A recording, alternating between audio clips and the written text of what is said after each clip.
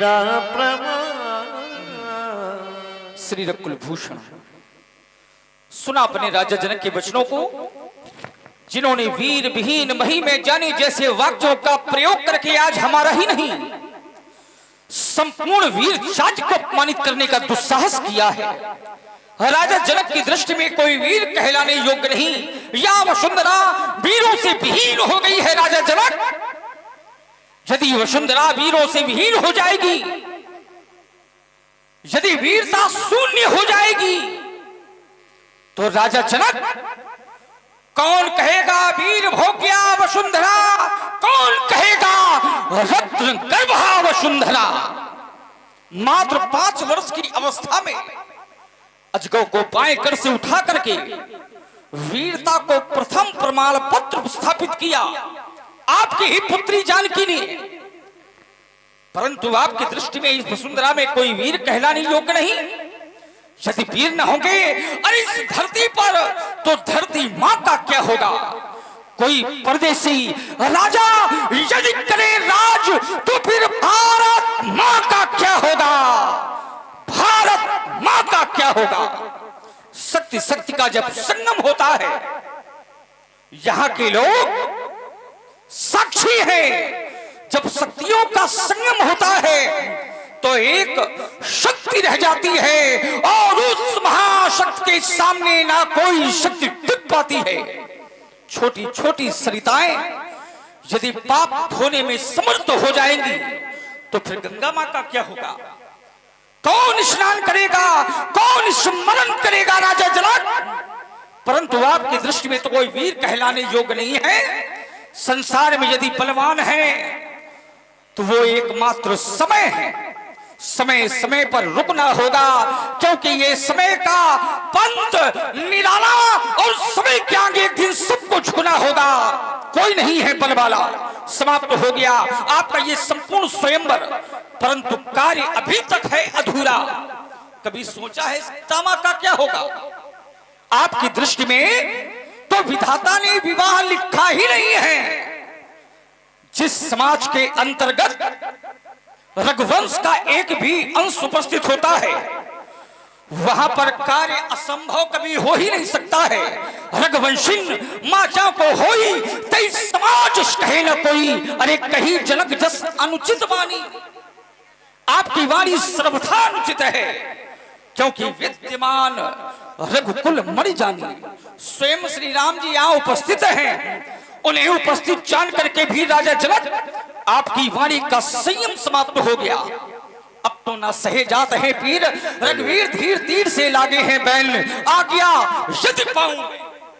सुन रहे हैं आप लक्ष्मण जी की वीर वाणी, प्रभावित हुए हैं हमारे आदरणीय श्री रिंकू सिंह जी चौहान। आपकी ओर से ये 100 मुद्राएं लक्ष्मण जी के चरणों में प्रदान की गई। बहुत बहुत धन्यवाद। आज्ञा यदि पाऊं मैं, यदि आपका आदेश मुझे किंचित प्राप्त हो जाए, तो कंदुक एवं ब्रह्मांड उठाऊं, संपूर्ण ब्रह्मांड को एक कौतुक की भांति, ऐसा कौतुक, ऐसा रण कौशल मिथिला के पूर्ववासियों ने कदाचित कभी देखा नहीं होगा। तो प्रताप महिमा भगवाना, तो फिर ये को बापरो पिनाक पुराना, कमलनाल जिमिच जो जन सत प्राण ले धाऊ। ऐसा कौतुक अब दिखाने का पूर्णतः समय आ गया है।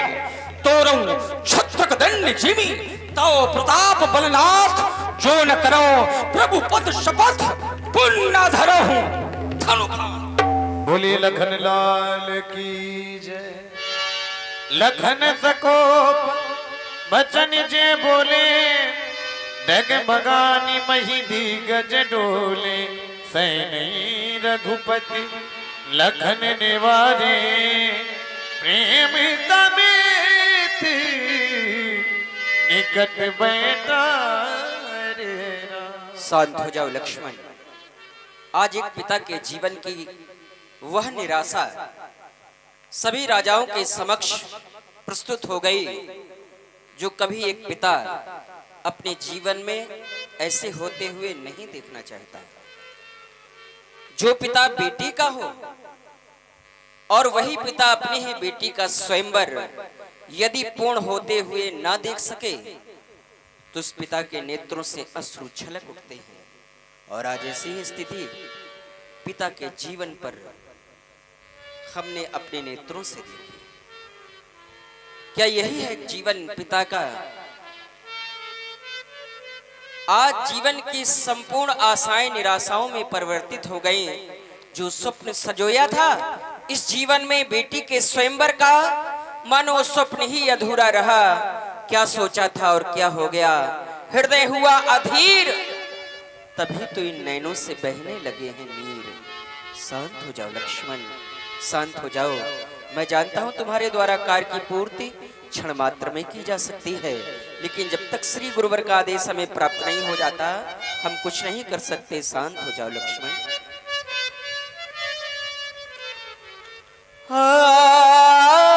सोचा तो आंसू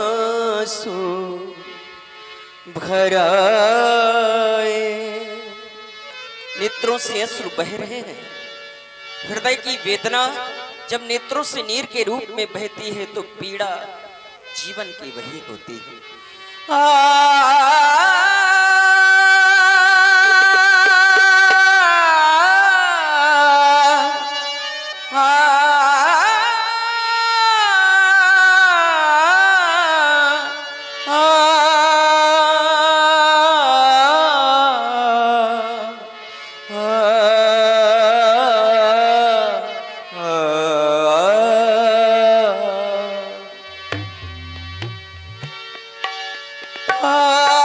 सोचा तो आंसू भर आए, सोचा तो आंसू भर आए। कोई मेरे लखन को बताए, देखा तो आंसू भर आए, देखा आंसू भर आए।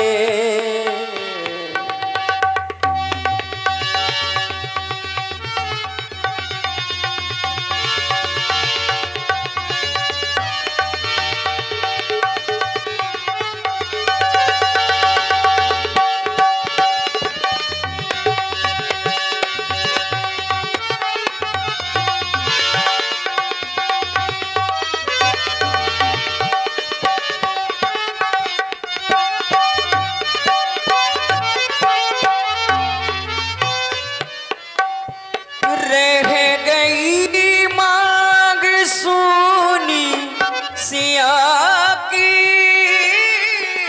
रह गई मांग सोनी सिया की। रोस साने वचन तब सुनाए, देखा तो आंसू भर आए, देखा तो आंसू भर आए।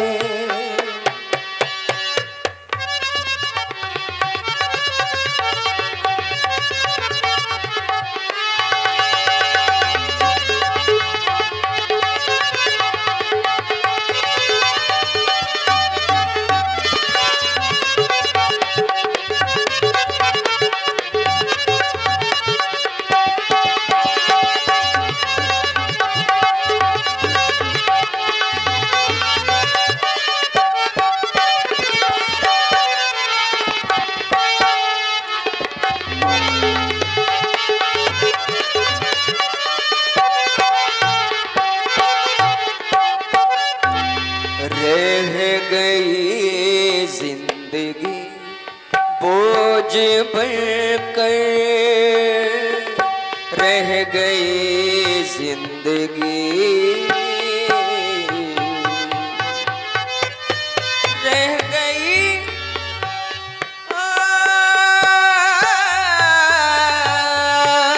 यह जीवन जीवन भी फिर जीवन कैसा, यदि जीवन ही किसी के काम न आया। रहा यदि बेटी का पिता और अपनी बेटी का स्वयंवर ही पूर्ण न कर पाया। रह गई जिंदगी बोझ में खैर, रह गई जिंदगी बोझ में खैर, रह गई जिंदगी बोझ में खैर।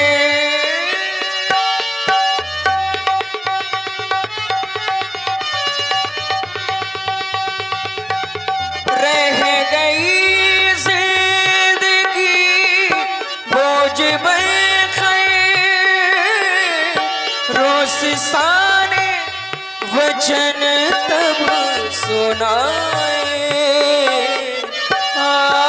देखा तो आंसू भराए, देखा तो आंसू भराए।